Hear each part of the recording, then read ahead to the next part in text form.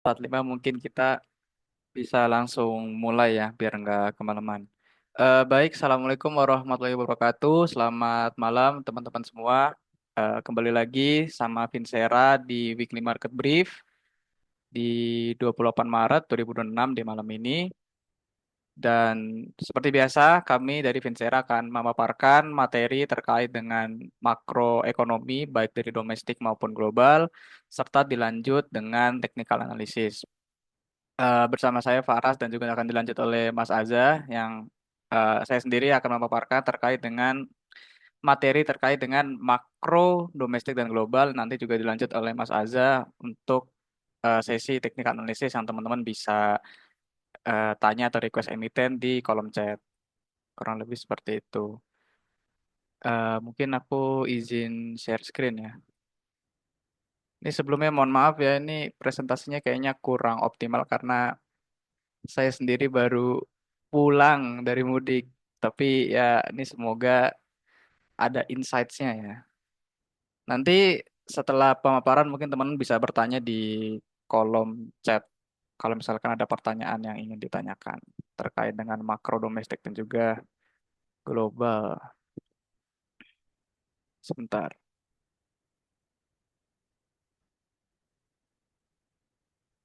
Oh iya, selamat Lebaran bagi yang merayakan teman-teman semua. Sebentar ya, ini sambil sambil kita share screen dulu. Oke. Apakah sudah terlihat? Harusnya udah ya. Sebentar. Wait, wait, wait. Aman, oke aman. Bentar ya, aku stop share dulu. Berarti udah aman. Wait, terima kasih atas konfirmasinya. Oke, aku izin share screen lagi.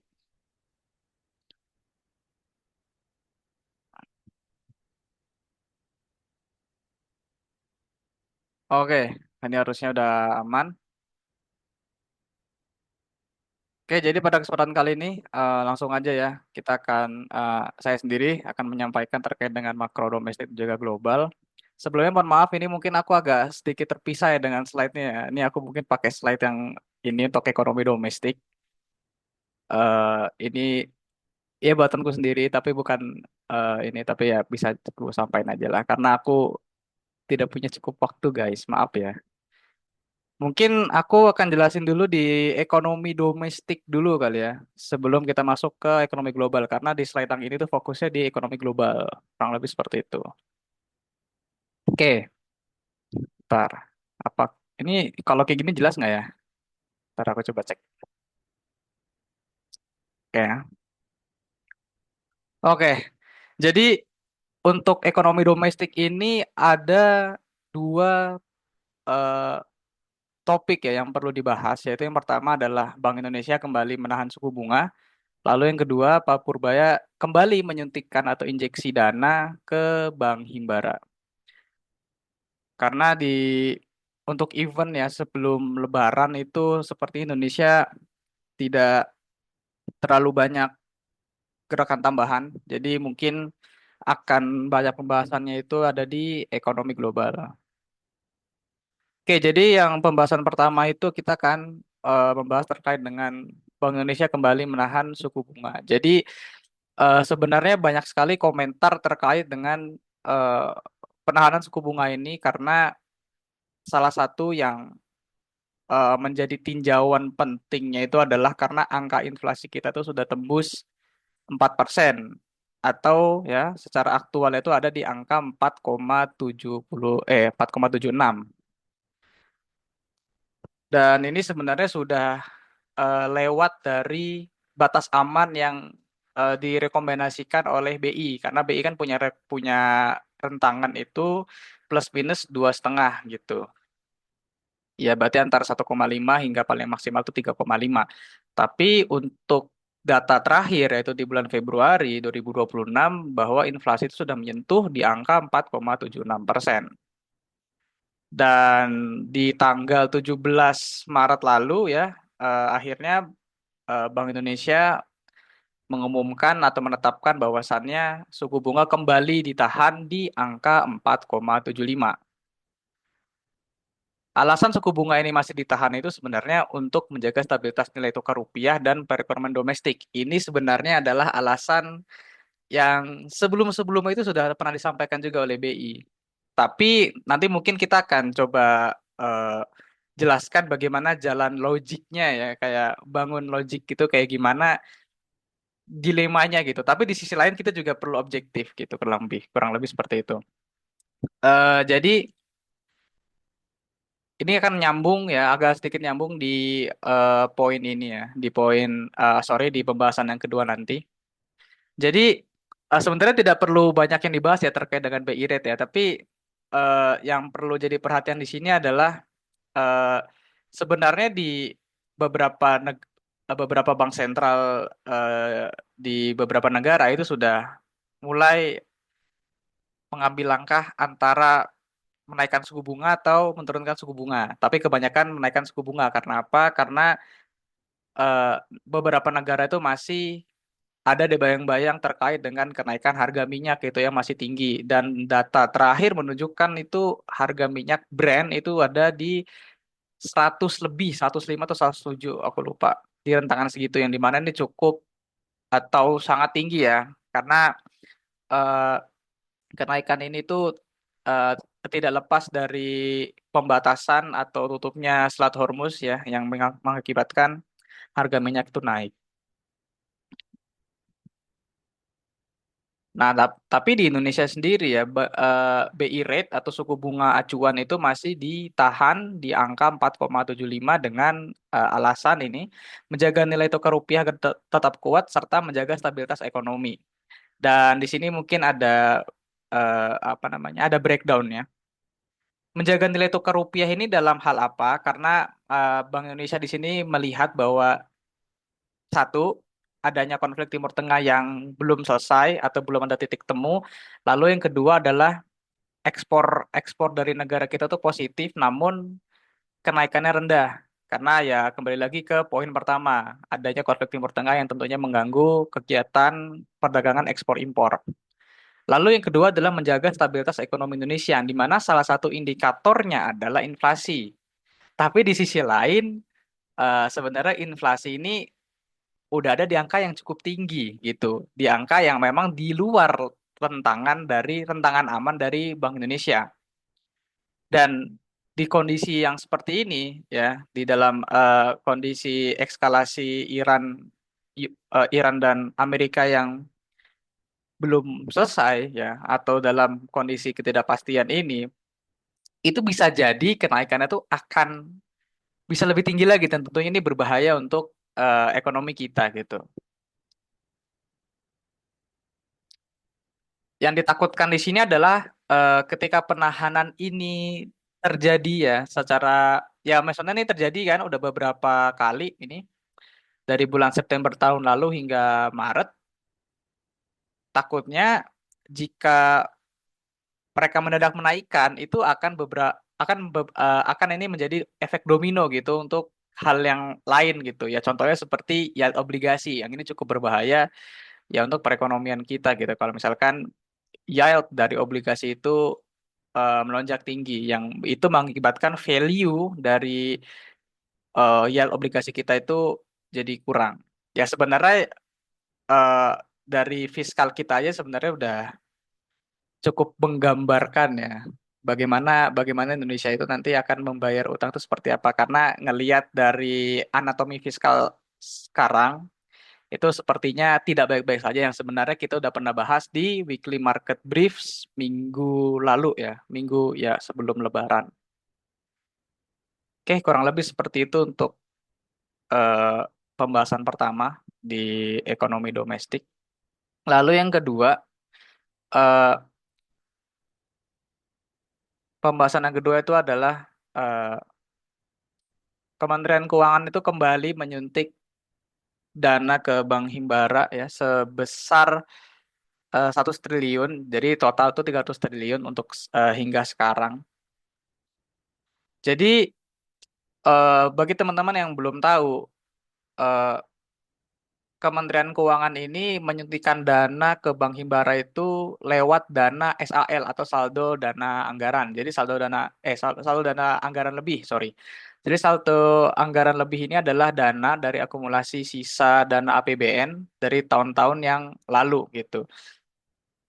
Jadi sebenarnya ada istilahnya lagi. Jadi eh, ketika APBN kita ini surplus, ya, jadi surplusnya itu menyisakan. Nah, itu nanti ada istilah lagi, aku lupa istilahnya apa, mohon maaf. Nah, SAL ini adalah eh, akumulasi dari sisaannya itu, gitu, dari tahun-tahun sebelumnya, gitu. Maka ini yang dinamakan oleh SAL. Jadi itu akumulasi dari sisa-sisa dari tahun-tahun sebelumnya, akumulasi, jadi gitu.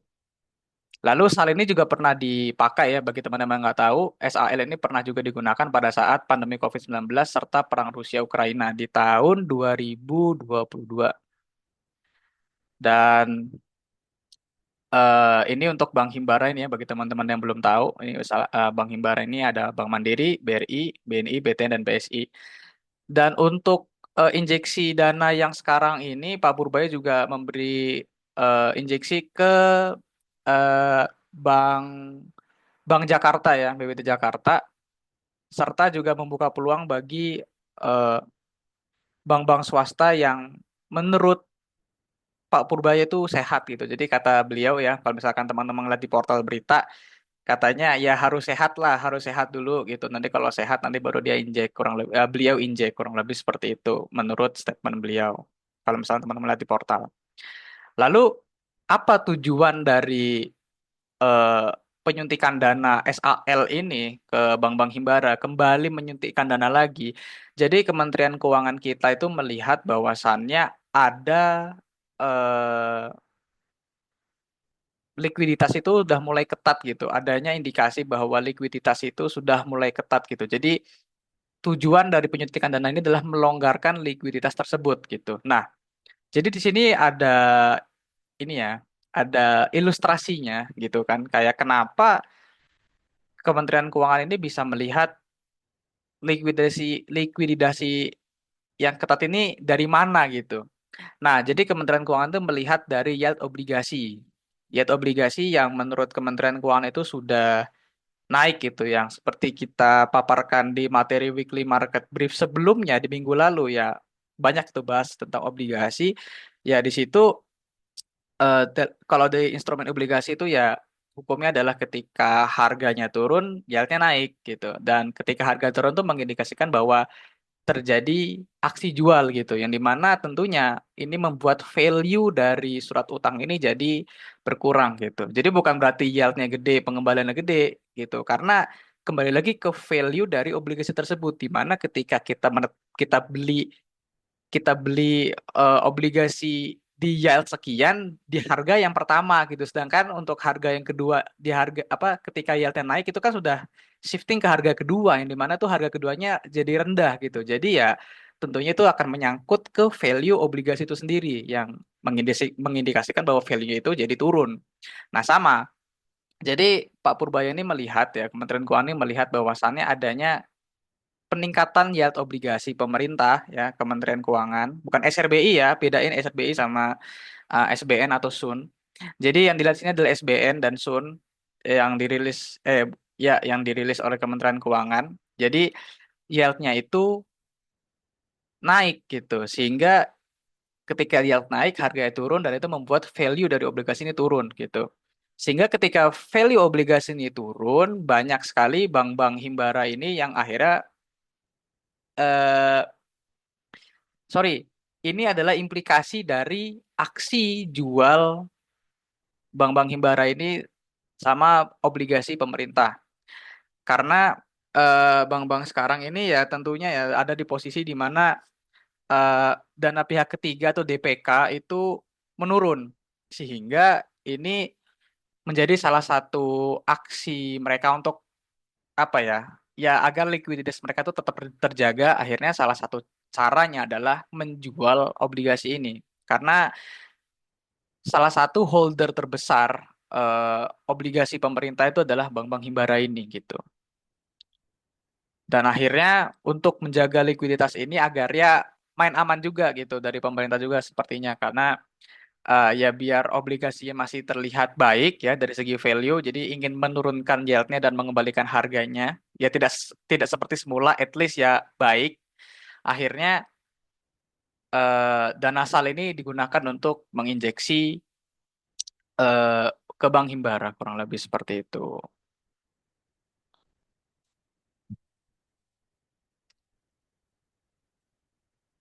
Bentar apa ada lagi ya? Bentar saya lupa nih. Oke. Dan ya mungkin tadi kan aku juga ada ngomong ya terkait dengan apa eh, nyambungnya gitu antara si part satu sama part 2 topik satu dan topik 2 ini. Jadi ngelihat kondisi perbankan kita ya terkait dengan likuidasi ini, likuiditas ini, bukan likuidasi, likuiditas ini, ketika memang kalau misalkan nih BI rate itu dinaikkan ya, kalau misalkan kita berbicara di topik yang kedua ini ya, tentunya ini akan berbahaya karena yieldnya otomatis naik gitu, gitu. Jadi menurut pandangan saya ya terkait dengan kondisi sekarang tentunya ini jadi dilema gitu. Karena di negara lain juga mengalami hal yang sama. Mungkin aku agak sedikit spill ya. Jadi di negara di US di Amerika Serikat itu PMI manufaktur dan PMI jasa itu ya itu mereka itu bertolak belakang ketika PMI manufakturnya itu naik dikala kenaikan harga minyak itu juga naik ya. Jadi ada indikasi inflasi. Tapi di sisi lain PMI jasa atau PMI jasa ya servis itu turun gitu. Jadi ketika PMI jasa turun tuh ada indikasi bahwa unemployment rate itu juga naik gitu. Yang akhirnya Bank Sentral ya atau The Fed, Bank Sentral Amerika itu dituntut untuk menurunkan suku bunga agar pasar ketenagakerjaan tuh dinaikkan kembali. Padahal di sisi lain mereka juga menghadapi hal yang lebih serius lagi ya sama seperti Indonesia yaitu ada kenaikan harga minyak dan tentunya untuk konteks PMI manufaktur mereka juga naik gitu kurang lebih seperti itu. Jadi memang banyak negara yang ada dalam fase dilema seperti ini yang tentunya itu akan kembali ke kebijakan ya mereka masing-masing gitu, bank sentral masing-masing kurang lebih seperti itu. Jadi kalau misalkan kita ngelihat konteks dari topik satu dan kedua, ya tentunya ini akan jadi berbahaya gitu untuk perekonomian ketika Bank Indonesia memang sekarang itu menaikkan suku bunganya gitu. Dan tentunya ini akan berdampak pada surat utang negara ya surat utang negara yang akan membuat yieldnya naik dan membuat value-nya turun. Tapi di sisi lain, ketika kita melihat inflasi yang sudah mulai meningkat, harusnya memang eh, ada apa ya bisa dibilang kayak kebijakan terkait dengan eh, suku bunga ini ya memang harus dilakukan gitu, di dinaikkan lah bisa dibilang. Tapi di sisi lain memang agak sulit sih karena mungkin kalau teman-teman lihat portalnya Bank Indonesia banyak sekali eh, apa ya kayak keterbatasan keterbatasan bank sentral kita untuk menaikkan suku bunga.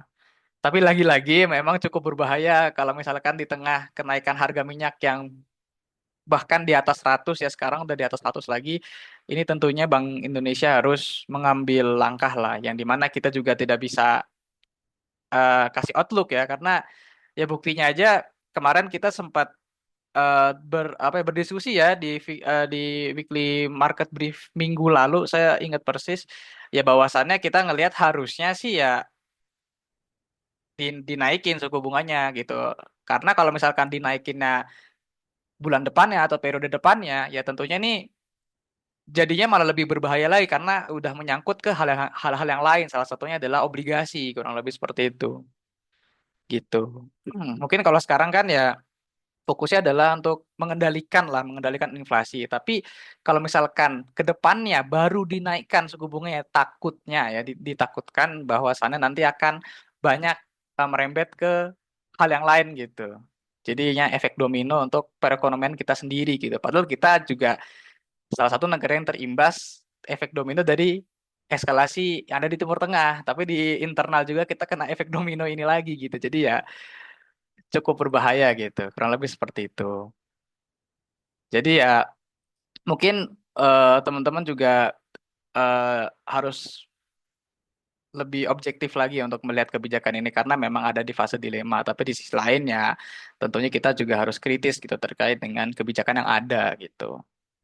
Oke, kurang lebih seperti itu untuk ekonomi domestik. Mungkin kita bisa lanjut di ekonomi global. Sebentar. Kok gini? Oke, kita masuk di ekonomi global. Bentar aku coba stop share dulu.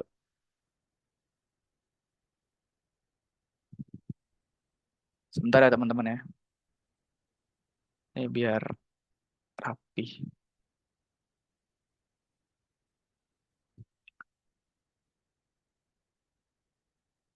Oke,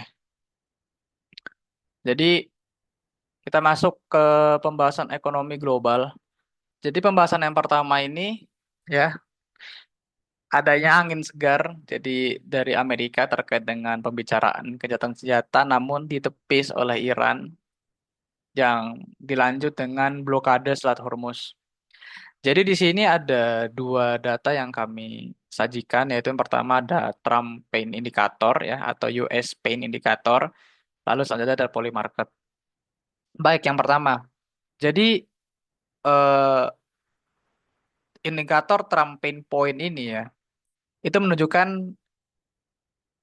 indeks yang melonjak tajam yang melampaui level standar deviasi di 1,5 yang secara historis ketika indeks ini menyentuh level yang tinggi administrasi AS ini cenderung memutar balik kebijakan yang di mana asing lah asing untuk didengar gitu atau tidak terlalu eh, apa ya bisa dibilang ya ya kayak kayak baru gitu ya. Contohnya misalkan kayak pengakhiran government shutdown dan juga penundaan ancaman terhadap pembangkit listrik di Iran gitu.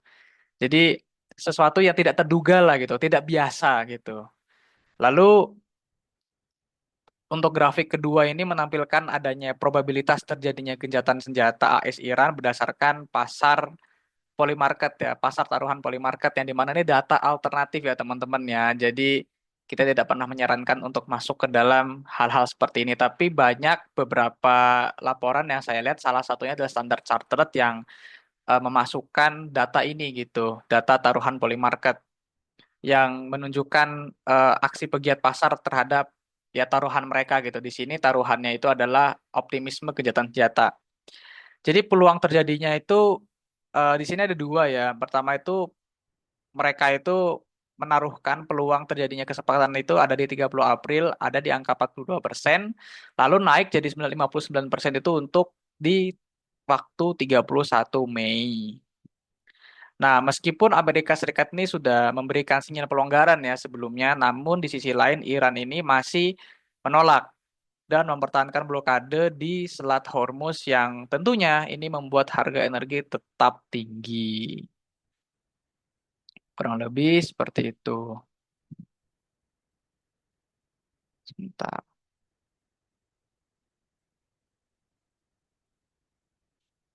Oke. Jadi ini salah satu, mungkin aku akan sedikit menjelaskan terkait dengan polymarket ini ya teman-teman ya. Jadi ya tentunya kita tidak pernah menyarankan untuk sesuatu yang gambling, tetap ada di fundamental, jangan pernah main begini. Tapi ini jadi data alternatif untuk pegiat pasar gitu. Eh, jadi polymarket ini, bagi teman-teman yang nggak tahu ini adalah pasar prediksi atau prediction market yang terdesentralisasi, yang dimana dalam platform ini banyak pelaku pasar ini yang mempertaruhkan uang untuk menebak hasil dari berbagai peristiwa. Misalkan kayak pemilu politik, rilis data ekonomi, kayak inflasi, serta adanya resolusi geopolitik. Salah satunya adalah si kejahatan senjata ini. Gitu. Oke, sebentar mana ya?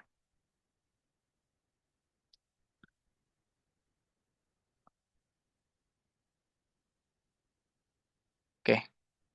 Dan ya poly market ini mungkin aku lanjut lagi pembahasan yang ini. Jadi poly market ini ya sebenarnya juga data dari prediction market yang bisa dibilang legit ya, legit yang diakui sebagai salah satu alternatif data. Jadi lagi-lagi ini jadi pasar sorry, ini jadi sentimen aja gitu buat ngebantu teman-teman semua untuk melihat gitu secara sentimen dari pegiat di market itu seperti apa. Tapi lagi-lagi kita tidak pernah menyarankan untuk masuk ke dalam hal-hal yang seperti ini, terutama hal-hal gambling itu sangat-sangat merugikan.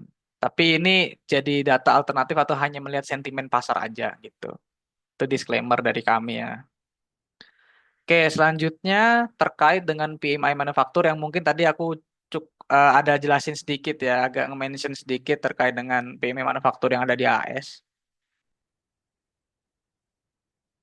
Bentar.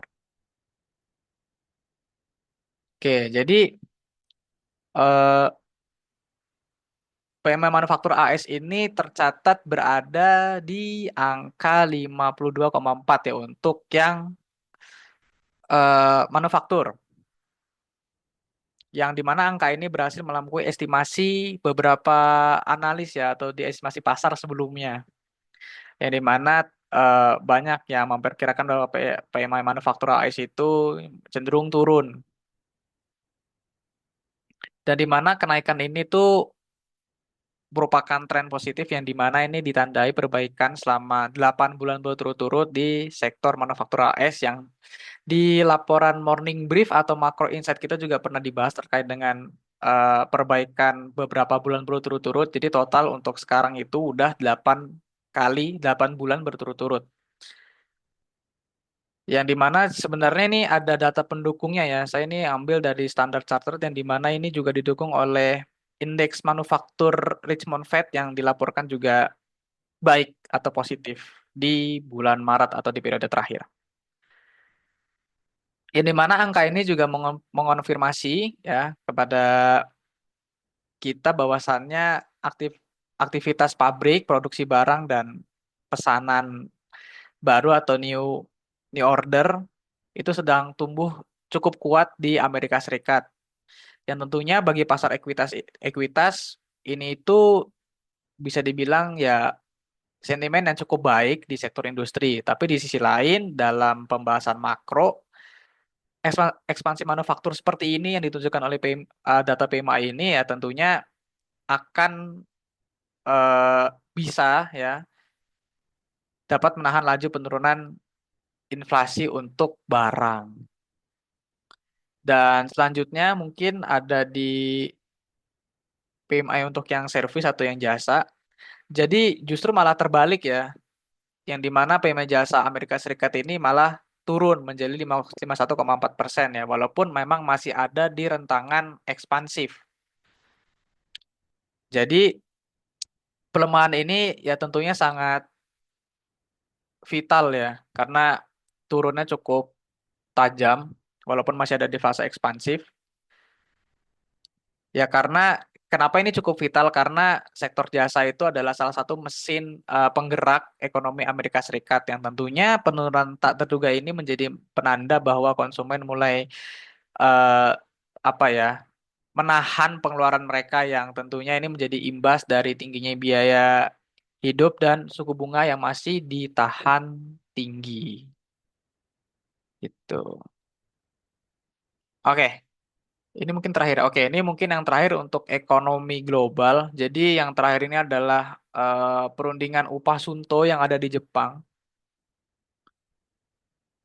Jadi bagi teman-teman yang nggak tahu, Sunto ini adalah istilah untuk negosiasi upah musim semi ya, yang ada di Jepang. Upah musim semi tahunan, sorry. Upah musim upah musim semi tahunan yang ada di Jepang. Jadi eh, tentunya hasil perundingan ini akan mengimplikasi atau mendampakkan kedua hal. Yang pertama itu untuk kebijakan Bank Sentral Jepang atau Bank of Jepang. Yang kedua adalah dampaknya ke valuta asing USD terhadap Jepang Yen ya. Jadi yang pertama itu kita bahas dulu terkait dengan implikasi atau dampak yang akan terjadi pada Bank Sentral Jepang. Jadi kita melihat ada beberapa poin. yang tentunya menjadi dampak. Yang pertama dari siklus inflasi, yang dimana kenaikan upah ini jadinya memperkuat penilaian Bank of Japan untuk siklus inflasi yang didorong oleh upah yang sekarang mulai mendapatkan daya tarik yang cukup kuat di Jepang. Lalu resiko terkait dengan kenaikan suku bunga ini, jadi tekanan inflasi tersebut semakin bertambah dengan adanya krisis atau eskalasi yang ada terjadi di Timur Tengah. Jadi kombinasi dari kedua faktor ini tentunya meningkatkan resiko bank sentral Jepang ya atau Bank of Japan ini adanya kemungkinan untuk menaikkan suku bunga lebih awal, yaitu sebelum masuk ke paruh kedua di tahun ini, teman-teman. Nah, meski meski kayak gitu, tentunya jika krisis ini mereda ya, krisis harga minyak, jika jika krisis harga minyak ini, sorry, ketika ini mereda, jadinya bisa jadi ini kembali stabil sehingga dampak inflasinya justru bisa lebih tertahan gitu atau lebih lebih aman, kurang lebih seperti itu. Jadi ini masih menyangkut dengan eskalasi yang terjadi di Timur Tengah. Lalu untuk kondisi ekspektasi pasar saat ini, tentunya ekspektasi pasar itu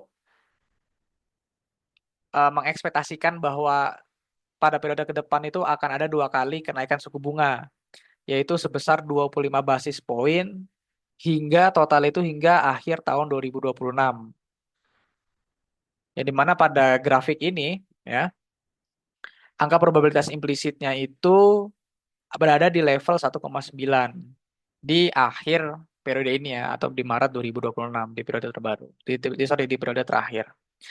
Lalu juga kita melihat dari adanya sikap kehati-hatian dari Bank Sentral Jepang yang dimana terlepas dari data upah yang kuat ya dari si Sunto ini, juga kita melihat bahwa Bank of Japan ini sebenarnya lebih memilih untuk melihat terlebih dahulu konsumsi domestik yang berkelanjutan sebelum menetapkan lebih jauh terkait dengan normalisasi kebijakan moneter, yaitu menurunkan suku bunga kurang lebih seperti itu. Lalu yang terakhir adalah dampak pada nilai tukar falas atau valuta asing USD terhadap Jepang Yen. Jadi secara keseluruhan pandangan terhadap pasar mata uang USD terhadap JPY ini untuk yang saya lihat di beberapa laporan itu masih tetap bearish ya karena sebagai implikasinya. Lalu juga dilanjut dengan adanya ruang pelemahan yen karena tingginya resiko intervensi pasar falas yang terjadi pada pemerintahan Jepang. Apabila terjadi pelemahan ini nilai tukar dirasa sudah terlalu atau cukup tajam. Kurang lebih seperti itu. Sebentar. Oke, ini kayak udah habis. Oke, jadi itu aja dari pemaparan terkait dengan ekonomi domestik dan juga global. Sebelumnya mohon maaf agak sedikit berbelit karena ini aku baru bikin banget materinya, tapi semoga ada insight yang bisa didapat. Dan mungkin ini bisa masuk ke sesi pertanyaan ya, tanya jawab atau diskusi. Jadi bagi teman-teman yang ingin bertanya bisa langsung tanya di kolom chat. Ini sekarang jam berapa? 8.19. Mungkin aku tunggu sampai jam 8.22 kali ya. Kalau misalkan dari teman-teman sendiri ada yang bertanya. Nanti kalau misalkan nggak ada yang bertanya, mungkin bisa lanjut ke sesi technical analysis. Mungkin bisa aku tunggu dulu ya.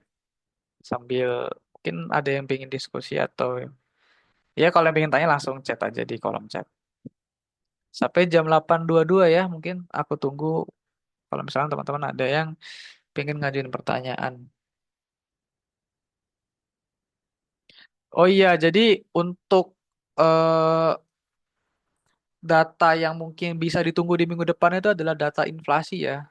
Ntar aku cek dulu di tanggalan. Jadi kalau nggak salah minggu depan itu ada rilis data inflasi teman-teman.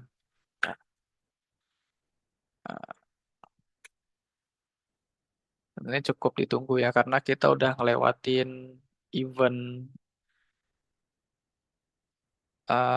bulan puasa ya, bulan Ramadan, serta kenaikan harga minyak yang terjadi karena efek atau implikasi dari eskalasi Timur Tengah yang belum selesai. Karena posisinya untuk eh, eskalasi yang terjadi di Timur Tengah ini itu udah ada di fase ketidakpastian atau uncertainty phase ya, yang dimana ketidakpastian itu tidak bisa diukur, sedangkan resiko itu bisa diukur ya. Jadi ya ini cukup, ya bukan niat untuk menakut-nakuti, tapi cukup mengerikan gitu, karena sesuatu yang tidak dapat dipastikan ini ya kita nggak tahu ini kemana gitu. Terutama pemainnya ini ya yang banyak gerakan tambahan gitu, Amerika Serikat, yang tentunya kita tidak bisa menebak gitu. Dan ya efeknya sekarang ya makin keruh gitu. Bahkan belum ada titik temu. Walaupun memang Amerika sempat ada niatan untuk gencatan senjata gitu. Sebentar. Itu di tanggal 1 April, itu di hari Rabu. Nanti ada rilis data inflasi, itu mungkin bisa ditunggu ya untuk minggu depan. Itu.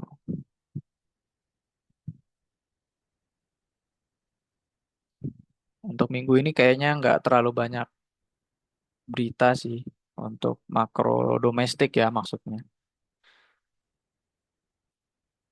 Yang terbaru itu adalah ya injeksi atau suntikan dana dari Kementerian Keuangan terhadap Bank Himbara serta penahanan suku bunga. Ini eventnya ini atau peristiwa ini semua terjadi sebelum Lebaran, tepat sebelum Lebaran.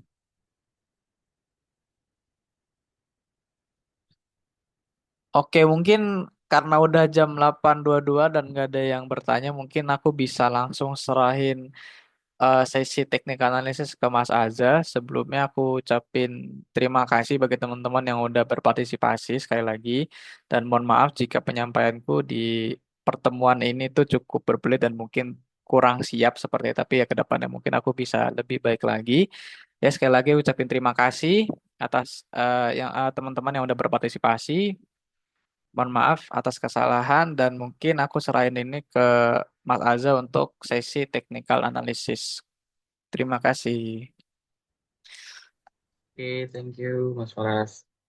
Oke teman-teman masih ada di ini ya sampai di sesi sekarang. Jadi moving on ke sesi selanjutnya. Jadi di sini aku mau sharing ya dari technical aspek. Bentar ya, izin share screen dulu. Eh, apakah sudah terlihat share screen-nya?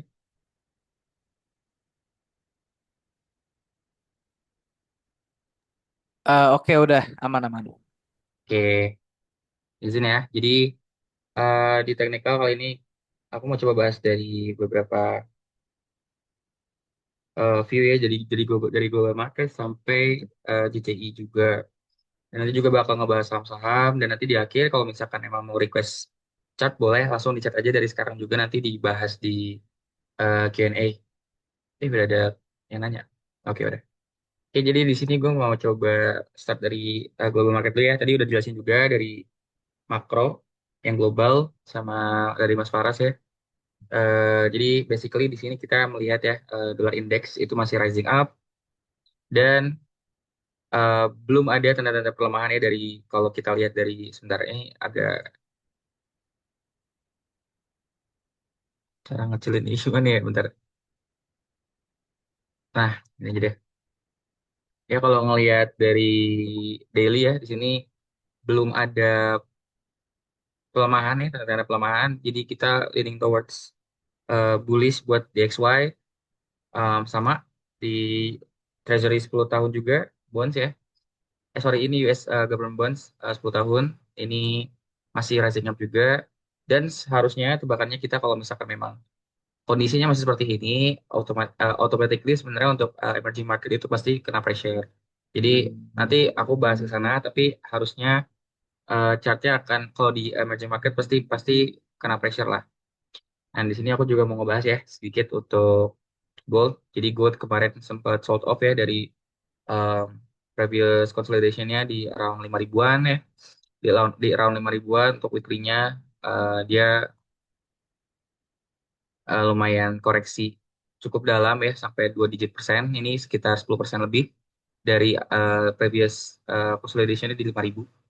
Nah, itu kenapa? Karena market emang udah pricing in ya untuk uncertainty dari lama, karena emang uncertainty ini yang previous uncertainty yang dari sebelumnya tarif ya dan lain-lain itu memang sudah di price in.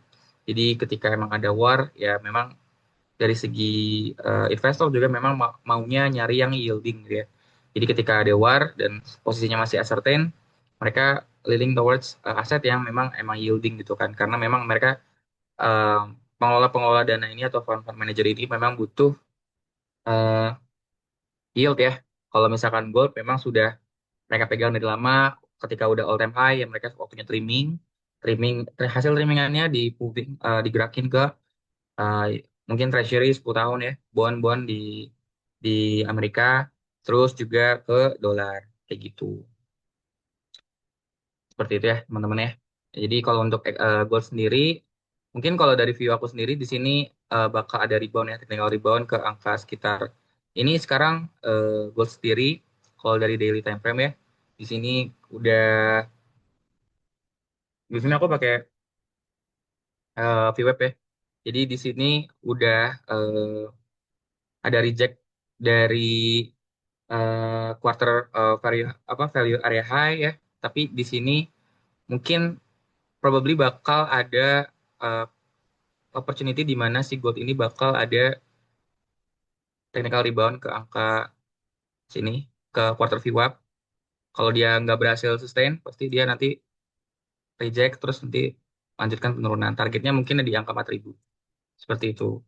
Dan ini juga mungkin view seperti ini aku ambil karena menimbang posisi eh, situasi seperti saat sekarang ya. Jadi kita view aku untuk medium term, short term masih bearish untuk gold, belum ada tanda-tanda pembalikan yang signifikan. Jadi kalau misalkan memang ada technical rebound, ya technical rebound expect-nya akan sampai sini saja, seperti itu.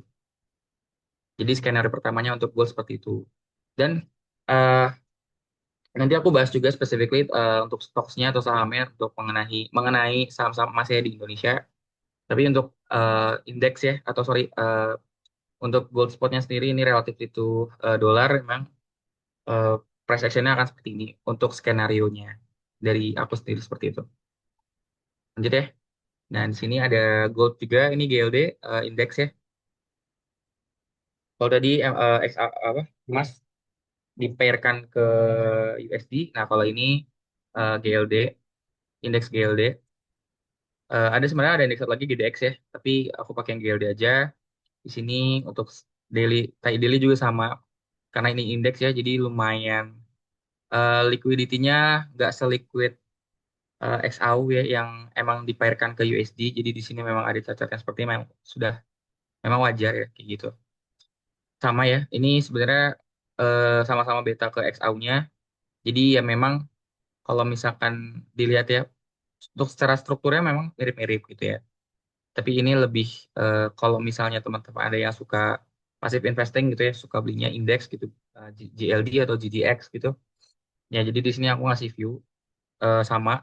Di sini ada kalau di sini kita lihat di rangingnya dia di sini apa namanya notesnya kecil di sini ya kalau teman-teman bisa lihat di sini jadi mungkin kalau misalkan dia ada skenario untuk teknikal karena mungkin di sini untuk daily-nya kita kalau misalkan teman-teman pakai RSI mungkin di sini bakal oversold jadi expecting dia bakal ada rebound sebentar ya jadi sama kayak tadi mungkin kalau dia reject photography webnya dan di sini ada high volume notes-nya dia bakal reject terus ya mungkin akan ranging continuously bakal ke bawah juga seperti itu.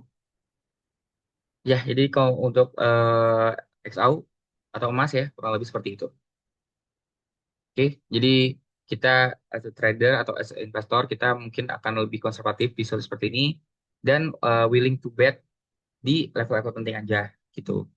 Kalau misalkan teman-teman main derivatif boleh gitu ya watch poin-poin penting tadi aku highlight atau aku mention tadi. Jadi di around 450, 451 kalau GLD. Tadi kalau misalnya SAU itu sekitaran 4.800 itu max rebound ya untuk skenario aku yang tadi ya kalau misalkan memang ada technical rebound ya. Tapi possibly possibly memang ada technical rebound. Jadi untuk technical rebound mungkin di area 4.700 4.800 itu masih possible. Seperti itu. Lanjut untuk oil ya, di sini aku pakai brand aja. Nah, ini menarik nih satu brand ini kayaknya menarik banget karena em, oil ini di rejim perang seperti belakangan ini atau sekarang ini memang sangat-sangat menarik untuk diperhatikan karena eh, sebelumnya kan dan aku juga cenderung memperhatikan juga kalau misalkan si oil ini kita tradingnya itu headline to headline ya. Em, dari berita-berita gitu ya atau dari Twitter kalau misalkan teman-teman main Twitter ya itu memang susah untuk memonitori langsung dan em, untuk stay update gitu ya, stay update terhadap kondisi yang ada. Tapi kalau yang mau aku sampaikan di sini adalah sebenarnya dari hearing up dari war sendiri dari bulan Februari itu banyak kejadian-kejadian yang memang menyebabkan volatility di seluruh market ya, sebenarnya global market kena volatility. Kalau misalkan dari lihat dari indeks fix juga sekarang udah blowing up ya. Aku lupa bahas nih sorry NCBOE ya. Jadi kalau fix eh, juga sama. Jadi volatility-nya lagi rising up ya semenjak perang. Di sini perang ngebikin volatility global market itu atau kalau ini volatility-nya untuk S&P ya. Jadi kalau S&P volatility-nya naik. Jadi sebenarnya kalau misalkan di oil juga sama ada indeksnya juga.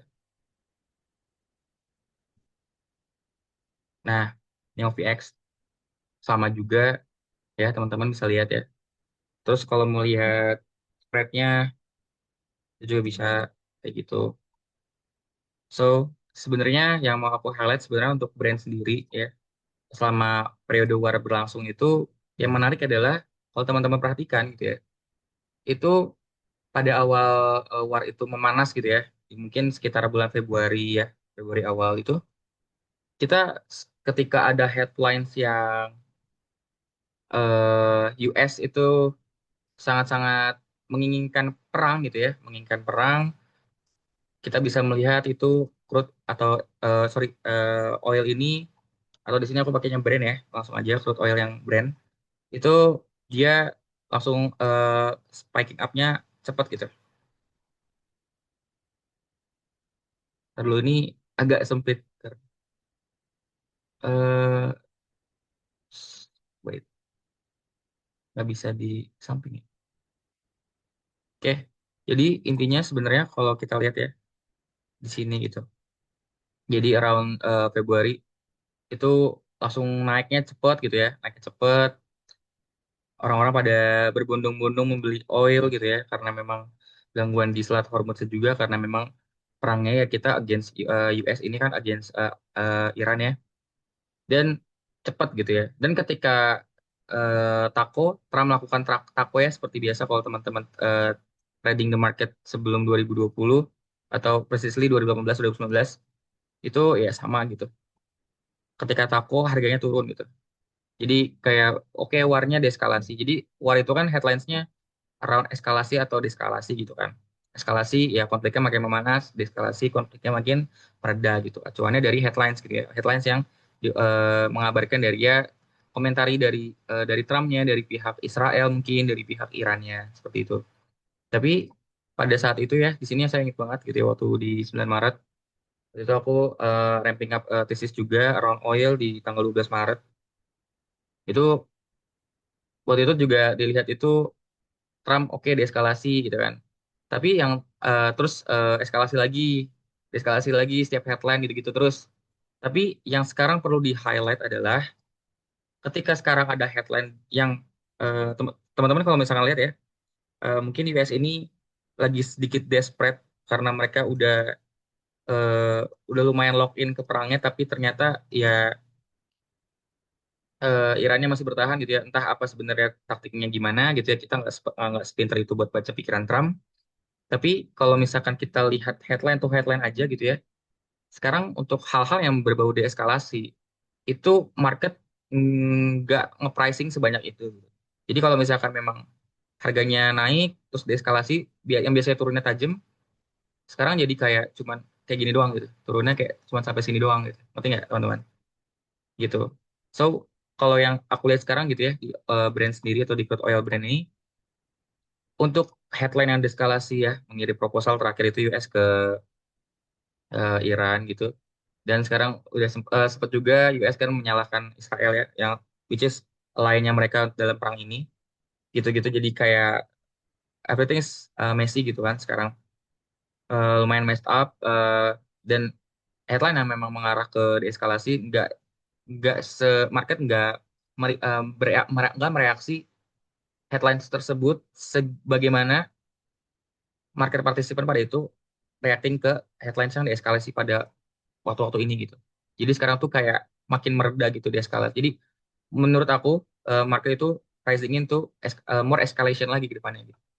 Karena ya kalau misalkan teman-teman lihat gitu ya, kita as a trader gitu ya, as a market participant ngelihat aja gitu kan. Kalau misalkan memang everything show semuanya ditujukan di harga gitu kan. Anggaplah market ini efisien gitu ya. Jadi ketika jadi info itu well spread, info itu terdengar dari circle A1 sampai A11, A12, A13 gitu.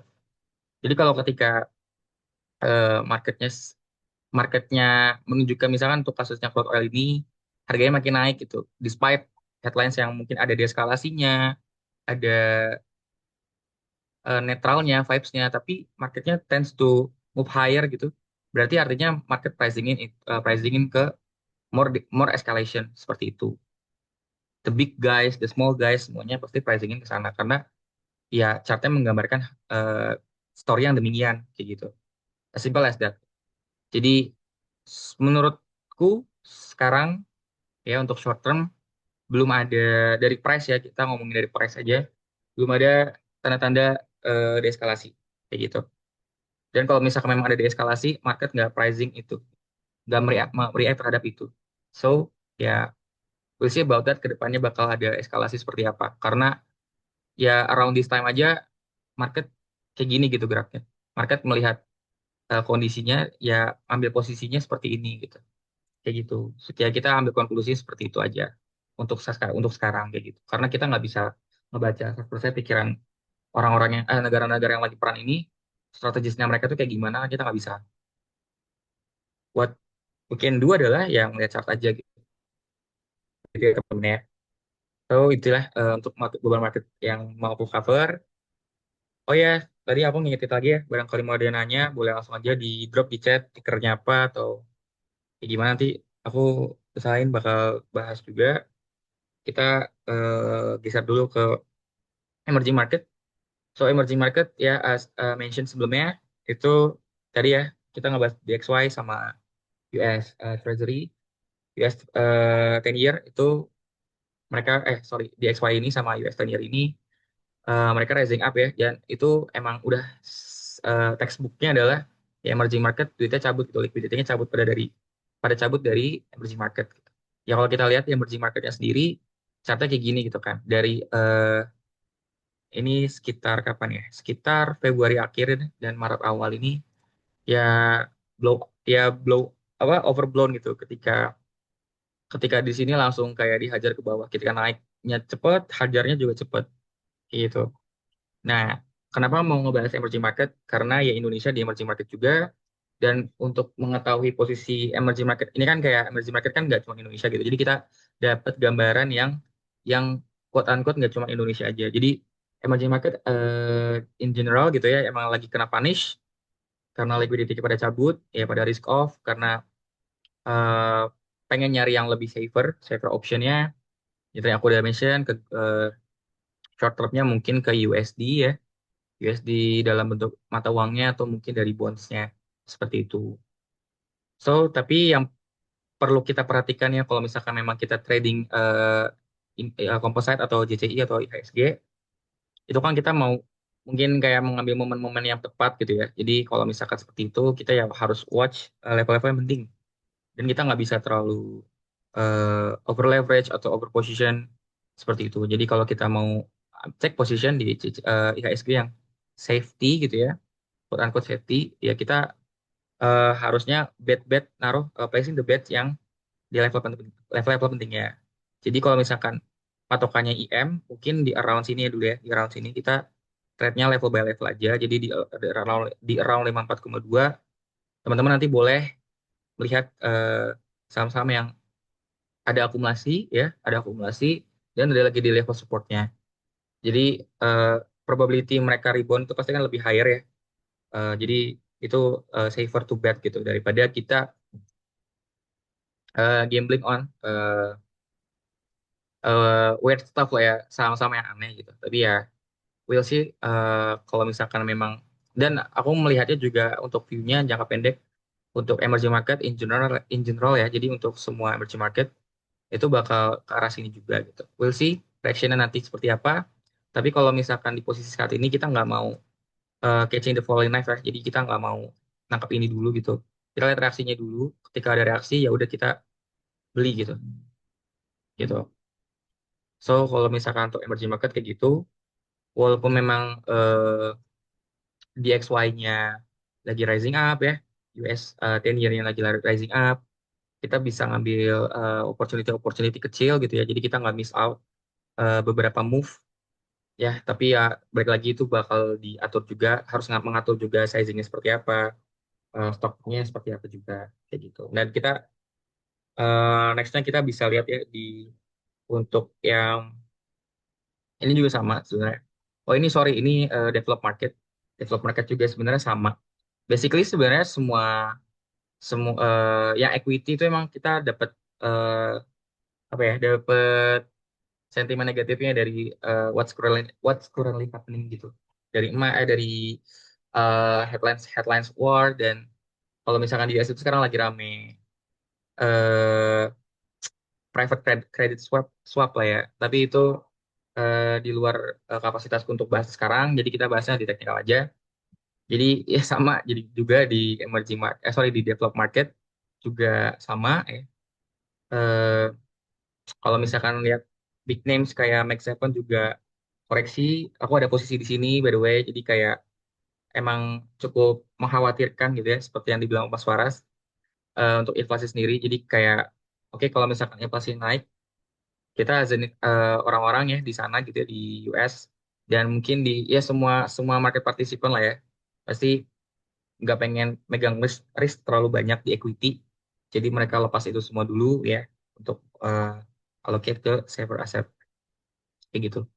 Jadi untuk ya ini kita nggak terlalu bahas ke develop market karena memang nggak akan ke sana. Cuman kalau misalkan tadi emerging market tadi ya mungkin ya untuk peluang-peluang kecil itu kita bakal nangkepnya mungkin di round 54 sampai 53 ini. Di area ini kita bisa catching small move atau ya opportunity-opportunity kecil lah kayak gitu. Lanjut ya, kita ke IHSG. Nah, di previous weekly market briefing yang sessionnya aku pegang sebelumnya, itu waktu itu teman-teman kalau ingat kita ada drawing scenarios ya di IHSG dua gitu ya skenario-nya. Dan skenario yang aku pegang itu nggak ada yang bullish. Yang satu chop, yang satu eh, lanjut continue ke next support kayak gitu. So, waktu itu aku bilang intinya skenario dua. Either kita ranging terus di sini, tapi ranging juga nggak akan lama. Kalau misalkan dia mau ranging, ambil eh, nempel di MA 200-nya, habis itu dia bakal sold off ke bawah lagi. Atau skenario yang keduanya itu langsung sold off ke bawah. Ternyata yang jalan skenario kedua, yaitu yang sold off, tuh kan sini ada retest, di sini bearish retest kan, nggak berhasil nembus ke eh, resistance, atau ya kita nyebutnya apa ya di sini ya, resistance lah ya, resistance atau supply area yang tadinya tadinya demand jadi supply area. Di sini bearish retest ternyata oke, ternyata belum confirm buat continuation ke atas gitu. Jadi kita nggak ada, belum belum dapat skenario bullishnya gitu. So market bakal ada, kita expecting bakal harus ada, nggak harus, sorry, expecting more downside ya ke depannya di ISG. Jadi be careful teman-teman, ini bukannya nakutin atau gimana, tapi kita sebagai market participant tetap harus wise untuk take position di eh, aset yang kita tradingin atau invest invest atau kita invest gitu ya. Jadi karena udah eh, di sini bearish the test, so probability buat kita continue bakal lebih lebih besar daripada kita reclaim sini. Jadi kalau misalkan kita reclaim, kita harus ngeliat acceptance dulu di sini, dan itu takes time dan takes volume. Jadi kita nggak bisa langsung kayak oke nih ketika nanti dia ke sini, ya kalau misalkan volume kecil, transaksinya kecil, ya most likely itu fake out daripada dia bakal continue higher. Jadi kita main probability aja. Jadi kalau kan fear mongering, tapi ini kita drawing on scenarios aja. Kayak gitu ya teman-teman ya. So jadi since skenario-nya itu bearish ya, skenario dua yang jalan itu bearish kedua, dan oke nanti kita bahas lagi ke saham-sahamnya, kita ke sektor dulu. Jadi sektor yang masih jadi watchlist aku belakangan ya masih di energi. Kenapa energi? Karena ya kalau misalkan marketnya kayak gini dan kalau misalkan secara siklus juga di late bull cycle memang yang perform adalah energi ya. Dan dari segi turnovernya memang paling banyak selama 2 bulan ke belakang gitu di sektor-sektor energi kayak gitu. Karena kita sekarang kalau misalnya kita lihat regulator gitu ya lagi meng, apa ya memainkan gitu ya, memainkan game kita gitu kan. Ya kita bikin RKAB, atur-atur supply. Kita kan produksi sorry, kita kan yang punya nikel ya, nikel sama batu bara paling gede ya di dunia gitu. Jadi karena kita perlu duit gitu ya, kita ya mau mainin supply lah. Dan I think ya kita cukup wise lah. Mungkin Pak Bahlil cukup wise untuk memainkan itu dan menyadari itu ya. Menurut aku itu cukup wise karena kalau nggak dilakuin ya kita bakal lebih junam gitu kan. That's it gitu. Nah kalau mungkin kalau energi di sini karena memang indeksnya masih sama ya, masih gitu-gitu aja. So kalau misalkan kita nanti find support di composite-nya, kita mungkin bakal betting kalau misalkan energi kita bikin lower high, kita sorry higher low ya, misalnya udah bentuk low, dan kalau misalkan energi di ketika JCI-nya itu nggak nembus, ketika misalkan JC-nya di sini ya teman-teman ya, JC di sini, tapi energinya bikin lower high, nah itu teman-teman boleh tuh bettingnya agak lebih agresif dikit gitu ya, boleh, tapi tetap aja short term gitu, nggak bisa terlalu eh, ini kalau misalkan trading gitu ya, jadi bisa lebih naikin sizingnya gitu. Kalau misalkan dia di low time frame-nya bisa higher low gitu. Tapi ya belum terlihat ya di sini, sama aja. Ketika ada supply di sini, bearish retest masih belum ada, ya udah lumayan ketar-ketir nih energi.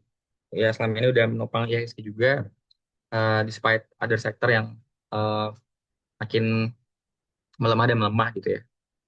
So untuk energi kita bakal melihat di mungkin kalau kita mau betting gitu ya mungkin di daerah sini itu lebih aman ya. Aku bilang lebih aman. Jadi ya karena kita kalau misalkan invalid pun gampang gitu kan melihat invalidasinya seperti apa kayak gitu. Ya dan kalau misalkan eh, nggak nembus previous week yang di sini, nah itu boleh tuh sizingin ke energi. Sama saya energinya apa nanti aku bahas juga. Jadi untuk view ke depannya tetap stay di energi ya, stay energi dulu karena belum lihat kondisi-kondisi atau katalis-katalis di sektor-sektor yang lain yang cukup meyakinkan gitu ya, cukup convincing untuk kita bet gitu. Lanjut untuk sektor finance ya masih sama. Kalau teman-teman misalnya ini nih MA200 ya, by the way. Tadi juga MA200 di sini. Jadi dia quote say kalau misalkan eh, nothing nothing's good happen under atau below MA200. Nah, ya sektor finance kalau kita lihat di sini ya, ya ya udah junam sejunam junamnya gitu ya, walaupun memang ada dividen, tapi ya aku nggak main dividen. Jadi kayak oke kalau kalau ngomongin price action sektor finance belum ada tanda-tanda penguatan gitu ya. by absolute absolute definition gitu ya, belum ada tanda penguatan. Jadi ya, lo kalau misalkan memang ada eh something yang menarik gitu ya, tapi menurutku nggak ada yang menarik gitu ya untuk perbankan atau finance ya di sini ya. Jadi eh nextnya mungkin finance itu bakal next support di sini ya. Ya safer to bet di sini gitu. Jadi kalau misalkan kita mau ngebet di sini, menurutku kurang wise. Jadi kalau misalkan finance atau kayak perbankan gitu ya, aku kurang suka buat main di level-level sekarang gitu. Karena asumsinya adalah kompositnya bakal makin melemah dan finance-nya aja relatively to other sector, relatively to composite itu ya nothing's good gitu, nggak lebih baik gitu, nggak lebih baik gitu. Jadi ya bakal lebih junam gitu. Dan sentimen around MSCI juga masih belum clear ya, walaupun sebenarnya eh, ada firm ya, JP Morgan juga udah rilis report, dan rilis reportnya juga mereka bullishnya di energi ya, sektor energi, especially di coal, especially di eh, metal mining. Jadi em, kayaknya kalau untuk global liquidity nggak secepat itu bakal ke finance. Dan sebenarnya kalau misalkan kita lihat di secara histori, biasanya finance yang gerak duluan. Tapi ya kalau misalkan cycle seperti sekarang ya, kita eh, ya riding the wave aja gitu ya. Jangan jangan coba-coba ngelawan market gitu ya. So kalau misalkan finance tadi belum menarik ya. Jadi kayak gitu view-nya. Oke, jadi lanjutnya eh tadi sektor favorable-nya ya tadi ya energi. Sekarang aku mau ngebahas beberapa saham-saham di sektor-sektor energi. Mungkin mulai dari mana ya? Dari oh ya tadi aku sempat udah mention juga kita ngebahas gold dulu. Mulai bahas gold dulu kali ya. Oke, kalau ngebahas gold, view-nya ini oke. Ini gambarnya dari previous WMB yang aku pegang. View-nya remain sama, remains the same. Jadi untuk Arci itu bakal di sini. Dan udah running ke sini ya. Kenapa? Kenapa? Karena ya tadi alasannya udah aku mention di awal. Jadi tesisnya belum berubah. Oke, lanjut ke emas. Emas ini yang cenderung eh, lebih sustain. Tapi eh, ya we'll see lah. Kenapa? Karena ya tetap aja gitu. Kalau misalkan memang dia di JCI ya dia kalau misalkan ada drawdown dari IHSG-nya mereka dia tetap kena. Tapi mungkin nggak akan sebesar itu ya betanya. Cuman ya kalau kita lihat ya, ini sahamnya geraknya naik terus. Alasannya kenapa? Karena ya dia masuk ke indeks GDX, jadi ya more liquidity injected ke emas. Dan dia juga double listing nih kalau nggak salah di bursa Hong Kong atau bursa Cina, ya bursa Hong Kong. Jadi ya double liquidity tuh kok emas. So ya emas ini lumayan anomali. Another stiker yang anomali sebenarnya BRMS. Karena BRMS udah dijual duluan ya. Dan ini disclaimer on, jadi aku dapat dari teman aku info juga. Ya, ada yang bilang ada wash trading lah di BRMS or whatsoever, tapi intinya ya itu sebenarnya nggak terlalu penting. Tapi kalau misalkan lihat dari price actionnya, udah dijual dari 1.000, ya sekarang dari 700. Awalnya kan dia memang di GGX ya, tapi karena memang ada isu-isu tersebut, ya mungkin terkena dampak negatif juga. Ini gambarnya juga dari yang sebelumnya. Intinya kalau misalkan emas, kita eh, kalau lihat ya, tadi kan udah lumayan signifikan juga nih XAU-nya sama nih, tesisnya bakal rebound ya. Jadi kalau misalkan memang mau ngebetting saham-saham emas, ya cari yang memang emasnya udah di support-supportnya. Mungkin BRMS sama emas emas emas yang ini ya, sorry, emas yang ini itu masih a good bet. Kalau misalkan ada rebound, ya mereka yang cepet geraknya. That's it. Gitu. Jadi sebelumnya memang Archie, tapi karena Archie sekarang relatif strength-nya kurang, jadi kita lihatnya tikernya emas sama BRMS aja. That being said, kalau misalkan JCI kayak gitu, kita lihat juga yang kita most turnovernya paling gede di HSG dari beberapa bulan ke belakang, ya kita lihat Bumi. Bumi ini kan sebenarnya dia mainnya call ya, sekarang main emas juga, tapi di sini mau ngebahas dari segi bakrinya aja dan MSCI ke depannya. Kalau dari aku sih ngelihatnya untuk MSCI Play ini kita bakal lebih ada liquidity, bakal lebih ada outflow lagi dari bank-bank besar ya, kayak BBCA gitu. Tapi mungkin nanti bakal ter apa ya? Bumi ini bakal jadi buffernya. Jadi mungkin kalau misalkan BBCA nanti kena swap off yang gila-gilaan, mungkin Punglo yang bakal jadi buffer yang nahan pergerakan ISG biar nggak terlalu jatuh itu mungkin dari eh Punglonya dari ini ya apa namanya Bakri Group. Ya Bakri Group lumayan belakang lumayan kuat ya di beberapa hari di minggu ini walaupun ya masih nah di sini reject ke eh quarter value area low. Jadi ini sudah inflection point-nya tapi gagal breakout juga. So nextnya adalah ketika nanti IHSG nemuin supportnya kita main di sini. Ini skenario ya, jadi bukan berarti absolut atau kayak mutlak akan terjadi bakal ke sini. Cuma kalau misalkan memang di sini ya, it's a good buy menurut aku gitu. Karena kalau misalkan kita lihat dari tren jangka besar ya, maka dia udah terkoreksi cukup dalam, sangat dalam sebenarnya. Kalau misalnya dari all time high-nya, ya teman-teman misalnya di sini udah lebih dari 60%. Jadi kalau misalkan dia turun lagi gitu ya ke sini, menurut aku di pas juga di EMA 200-nya nanti mungkin. Jadi kita lihat reaksi di sini nanti. Jadi kalau misalkan memang skenario composite apa bakal terkoreksi lagi, mungkin akan saham-saham Konglo ya bakal menarik mungkin ya sahamnya Bakri, ya Bumi gitu ya. Terus mungkin bahas Konglo lagi, Dewa juga ini cukup kuat ya.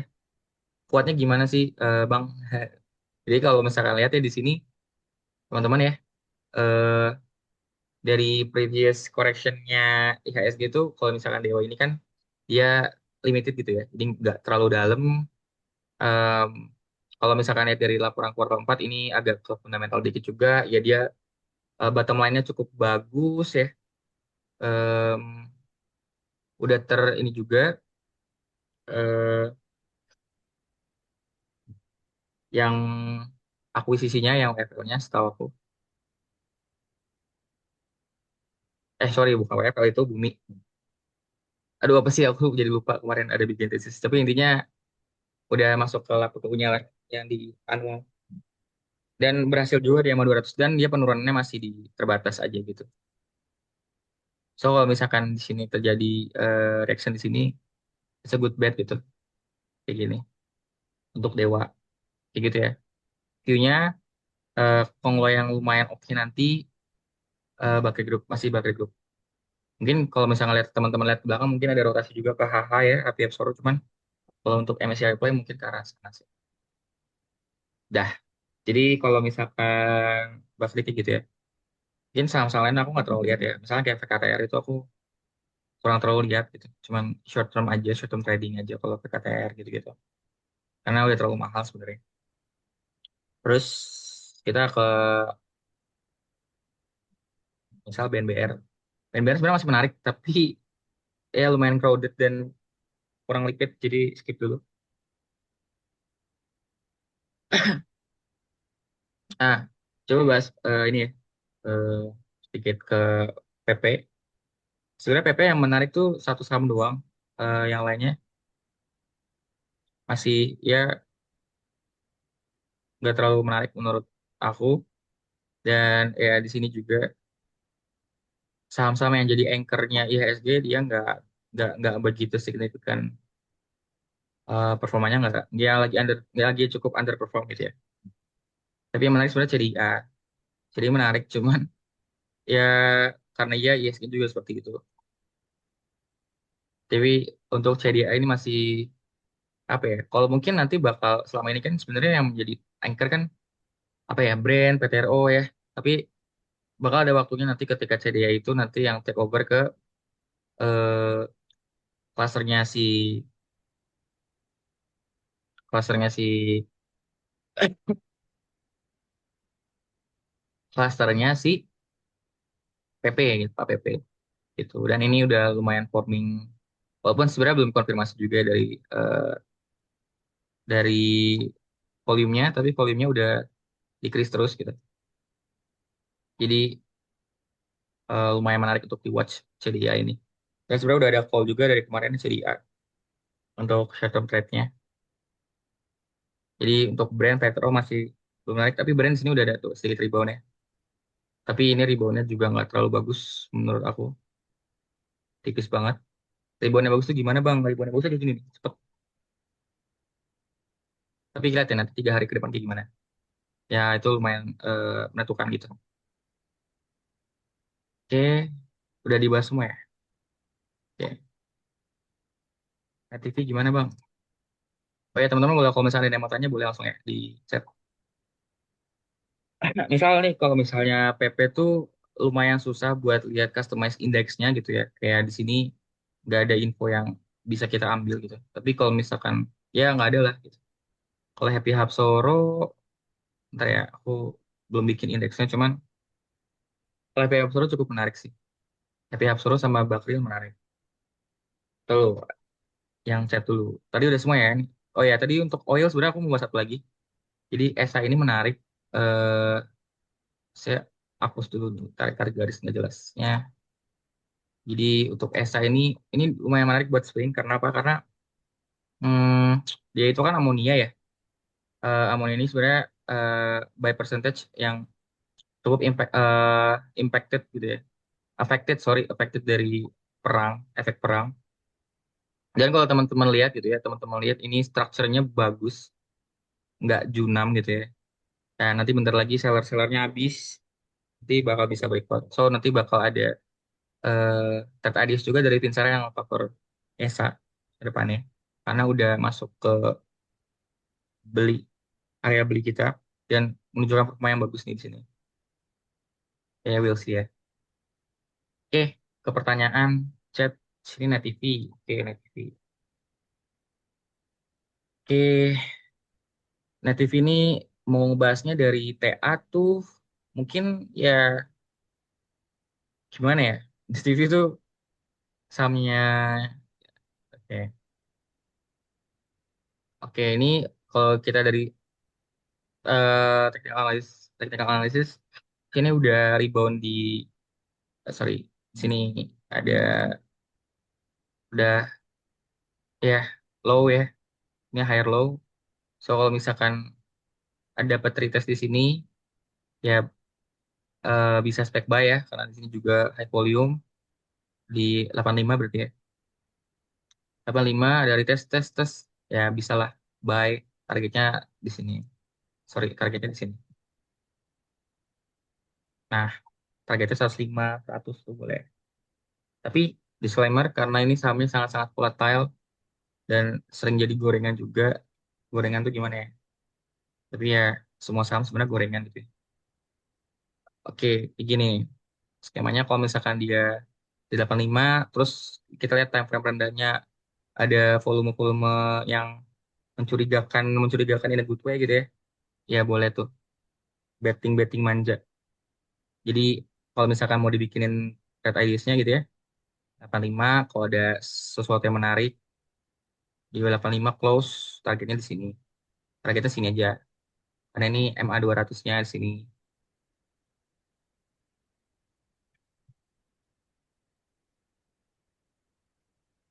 Oh ya, gitu. NTP. Hmm. NTP kita lihat weekly-nya dulu. Weekly-nya cakep sebenarnya. Oh enggak cakep. Eh, Nggak cakep ya guys. NTP belum belum menurut aku weekly-nya juga belum belum oke. Ya kalau misalkan kayak gini nggak bisa ada actionable insight apa apa ya selain nunggu si supportnya ini kesentuh dulu. So kalau INTP ya kalau misalkan mau mau lihat-lihat ya di supportnya dulu nih di sini kayak gitu.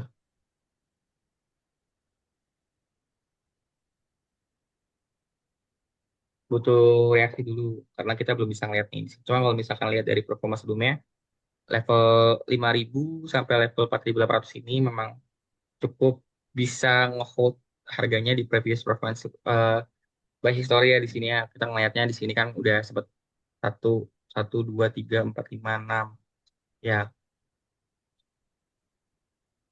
Kalau dari perspektif PA kan begitu ya.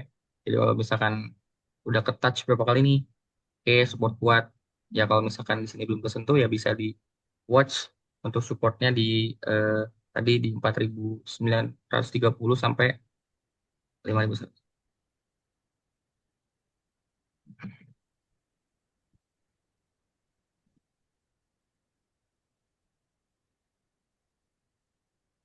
Seperti itu. Ada lagi yang mau ditanyain sambil lihat-lihat ya. Ntar ya. So kalau ada yang mau tanya langsung aja teman-teman. Boleh. Ada yang masih ada orang nggak ya? Oh masih. Eh,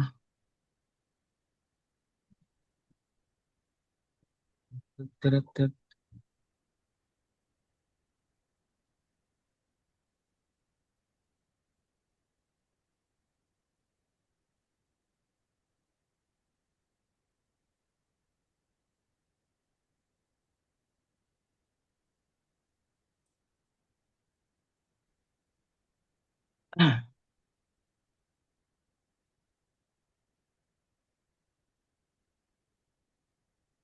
eh, oh menarik teman-teman.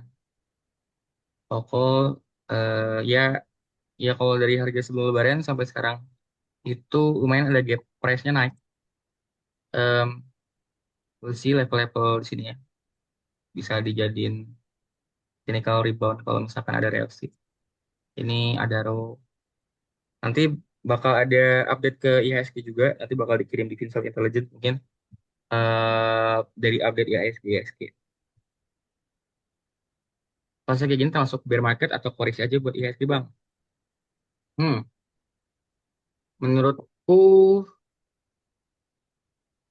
menurut gini, kalau misalkan mau lihat bear market, bullish market, itu melihatnya dari kayak gimana definisinya harus ditentuin dulu. Tapi kalau misalkan definisiku, definisiku simpel sebenarnya. Kalau misalkan bear market, bear market itu menurut aku harus tadi yang kayak aku bilang tadi ya. Misalkan ini nih,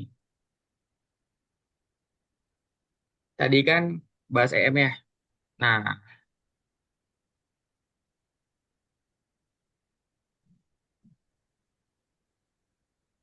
ini EM gitu ya. Udah EM-nya ini aja. Ini gimana cara sembunyi ini sih?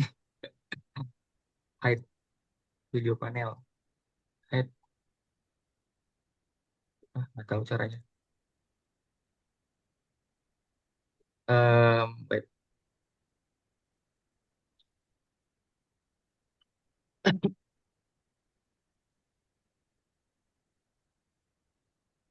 Nih, nih gini ya. Jadi kalau dari kayak gini sebenarnya lumayan menyedihkan guys ya es gitu. Jadi tadi untuk yang nanya sebenarnya FNH ya tadi yang nanya. Jadi ya itu sangat-sangat menyedihkan kalau misalkan dilihat dari returnnya aja jauh banget.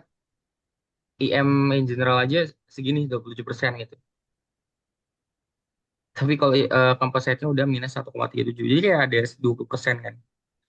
Jadi kita ini kalau amongst di bahasa Indonesia dibandingin sama emerging market yang lain gitu ya, misalnya kayak Korea, punya Kospi, Hang Seng segala macem. Hang Seng nggak M dong. Malai gitu ya, Singapura atau Thailand, Vietnam gitu-gitu. Kita itu jelek banget gitu. Jelek banget dalam artian by absolute meaning gitu ya. Jelek karena ya IM-nya aja kayak gini, kenapa ISG kayak gini gitu. Dan ketika penurunan tersebut tuh terjadi harus punya konteks. Misalkan di Kospi, misalkan di Korea gitu ya. Di Korea itu turunnya kenapa? Karena over leverage di teknologi sektor, tapi ya over position di over position tuh kayak telat buat. Jadi ketika ada major major push gitu ya, major push kan semua IM kena nih. Tapi waktu itu yang di Kospi di Korea itu kan sebenarnya mereka lagi apa holdingnya di teknologi, mereka lagi banyak analis nulis multiple expansion di teknologinya mereka gitu, di saham-saham teknologi mereka kayak Samsung gitu-gitu. Nah, ketika ada major downside hit gitu ya, atau ada headwind gitu ya, itu ya turunnya serentak gitu. Tapi turunnya serentak tuh yang paling dari segi performa sebenarnya ya they're doing fine gitu daripada Indonesia yang junamnya junam banget gitu. Karena kita eh, terlalu banyak kena hit gitu dari ya dari IM-nya yang kena kita kena risk off gitu ya. Terus juga dari mungkin tadi yang dijelasin sama Mas Faras juga itu kan dari segi makronya, dari segi apa lagi nih? Dari segi mata uang kita gitu ya, relatif itu USD gitu in spesifik gitu. Itu kita sangat-sangat kalah gitu. Gitu. Jadi dari katalis-katalis itu kita kalah gitu kan. Nah, sekarang gitu yang kita bisa lihat itu kan dari composite-nya aja. Nah, composite aja tuh sebenarnya kayak gini. Eh it take 1 year gitu ya buat naik sampai all time high. Tapi cuma butuh waktu 1 bulan, 2 bulan buat hampir balik lagi gitu. Possibly bakal nyentuh level-level ini lagi gitu sebenarnya. Jadi sebenarnya definisi bear market tuh sebenarnya gini. Ketika udah, ketika distribusinya tuh udah menurutku ya, ketika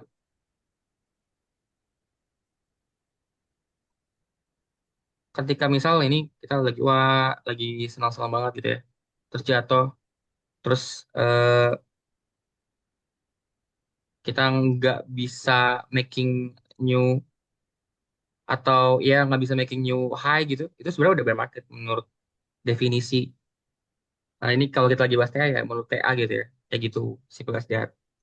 Udah bear marketnya seberapa panjang ya kita nggak peduli. Tapi kalau misalkan kalau udah ada tanda-tandanya kayak tadi misalnya kayak oke dia udah kena MSCI freeze waktu itu kan set jatuh. Nah dia pas lagi mau grinding up lagi cuma sampai sini doang gitu kan, sampai sini doang terus nggak bikin new high lagi itu udah sebenarnya udah bear market gitu. Bear marketnya itu ya ya kalau misalnya pada saat itu ya bear marketnya ya mungkin short term atau apa gimana. Tapi kan kita dari headlines aja udah jelek banget gitu dari kondisi kita lumayan jelek walaupun sebenarnya ya pemerintah mengusahakan itu. Kemarin isunya MSCI juga kan ditangani cepet gitu menurutku. Ya walaupun kita over panis gitu kan sebenarnya kalau misalkan dari segi utang fine sebenarnya Indonesia dibandingkan US juga US parah banget kan kalau misalkan utang gitu. Fine cuman kayak kita emang sangat-sangat investable investability kita tuh belum dilihat banyak dari negara-negara atau mungkin dari foreign fund segala macam gitu. Dan kitanya juga domestiknya juga nggak segitu kuatnya buat angkat ISG juga gitu. Walaupun sebenarnya ini yang angkat sebenarnya domestik nih. Segini ini sudah domestik semua. Foreign nggak balik banyak, nggak borong banyak gitu. Jadi menurutku udah bear market. Ya koreksi, ya koreksi ya koreksi itu definisinya aja gitu. Bear market itu tuh regime gitu kan. Bear market itu suatu periode gitu.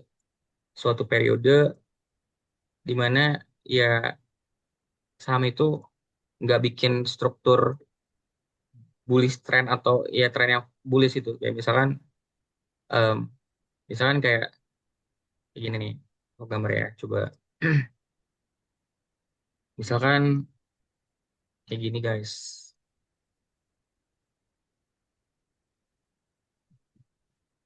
Sorry. Nah, kayak gitu. Saya kayak gini ya. Hmm. Nih,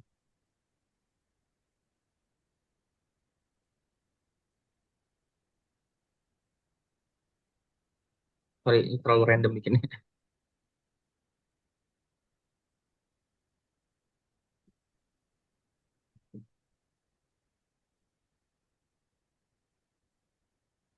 Nah, nih, set, set, set, set, week off, set, set.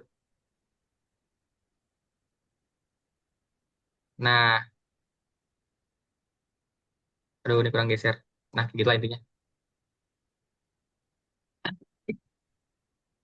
Jadi kan sebenarnya kalau misalkan bullish, bearish, sideways itu kan sebenarnya fase. Itu kan sebenarnya regime gitu kan. Ya, ini apa? Sideways akumulasi gitu kan. Kalau misalkan ngikutin week off gitu kan, teori yang week off. Aduh, teori sorry, week off. Ya week off mah pergerakannya. Cuma kalau misalkan bullish, kita bilang bullish ketika apa ya? Ketika kalau misalkan secara struktur marketnya itu kan bentuknya kayak gini kan. Low, high, higher low. Nah ini kan apa? Bullish. Bullish itu apa? Kenaikan. Koreksi. Ya koreksi ini nih koreksi. Ini koreksi. Jadi koreksi itu suatu proses di dalam suatu regime gitu. Ini koreksi. Ini koreksi. Jadi bullish di bullish fase ada koreksinya. Di sideways fase ada koreksinya. Gitu-gitu. Nah, jadi koreksi sebenarnya move yang di dalam suatu fase itu. Nah, ketika kalau misalnya bullish, sideways, bearish ya regime-nya gitu. Nah, sekarang kita apa ada di mana gitu. Ya, balik lagi. Ya udah lihat IHSG aja kan. Nah, kira-kira di mana? Bearish dong. Karena ya tadi gitu kan. Nah, ini kan tadi kayak gini ya. Misalkan ini suatu range gitu ya. Kita ngeliat ini sebagai range aja gitu kan. Ini range. Ya, ini anggap aja deviasi, deviasi gitu kan. Set, deviasi. Nah, ketika dari sideways ini atau akumulasi, whatever it is, whatever we call this, ya ketika bullish ya kayak gini gitu kan. Set, naiknya kayak gitu kan. Ini, sorry, kayak gini kan bullish. Nah, ketika udah patah gini, ya udah kita nggak bisa deny kalau misalkan ini bearish karena strukturnya juga ya udah bearish gitu. Gitu. Jadi jawabannya seperti itu, jawabannya bearish. Gitu ya. Jadi ini aku coba ngejelasinnya dari se segimana ya, semudah mungkin gitu ya. Jadi koreksi itu ada setiap regime. Jadi kalau bearish, bullish, sideways itu regime-nya. Koreksi itu suatu pergerakan atau price action-nya dari suatu aset gitu ya. Ya ini up, down, koreksi-koreksi gitu ya. Kalau misalkan di distribusi fase distribusinya ketika di peak ya ini koreksi, ini koreksi gitu kan. Tapi ketika udah break dari range yang dari bekas eh, range atasnya gitu, ya nah ini namanya udah bearish gitu kan. Bearishnya mau dilihat dari time frame apa ya terserah. Kalau ISG kalau misalkan kita lihat ya kita ngomongnya kayak bearish di daily, tapi kan daily performanya udah 1 bulan nih dari Januari, 2 bulan bahkan dari Januari gitu. Jadi jawabannya seperti itu.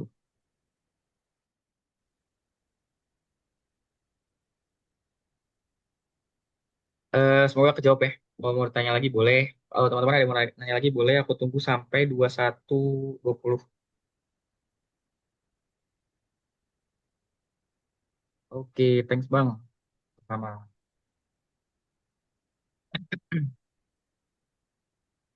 Tumben ya hari ini nggak ada yang nanya.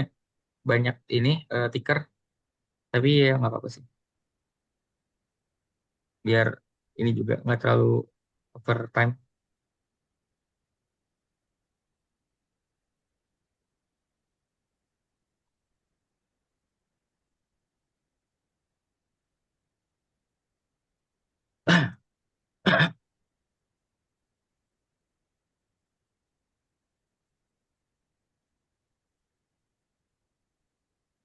Ngomongin inflasi kayaknya naik sih inflasinya. Tapi bondsnya, nah,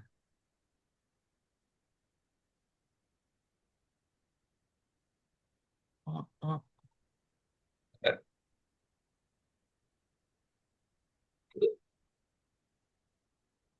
ya sama sih. Ini kalau bondsnya turun, golnya rebound ya. Kalau ininya buatnya mungkin kayak kalau sampai sini gitu ya. Nah ini apa emasnya napas kali gitu. Jam berapa nih? Eh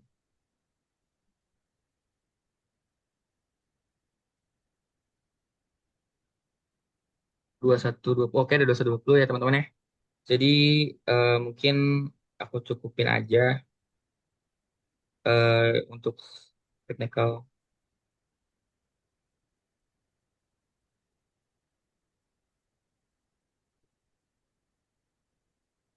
teknikalnya. So, itu aja dari aku dan teman aku dari Paras ya. Thank you teman-teman udah joining, udah tuning in, udah nanya-nanya. Nanti kalau misalnya ada pertanyaan tambahan, boleh ditanyain di grup. Terima kasih udah join sampai akhir. See you di market open besok ya. Sama nanti di next week ada WMB juga sama. Thank you semua teman-teman. Selamat malam.